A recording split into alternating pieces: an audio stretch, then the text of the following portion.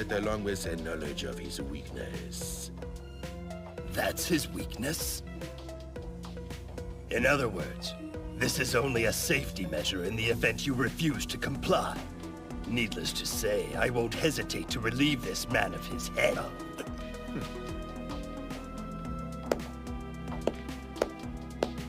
I wouldn't do anything drastic if I were you. You should know what we're capable of. Don't resist. Forget your friends, and accept your marriage to Pudding quietly. Do that, and everything will work out just fine.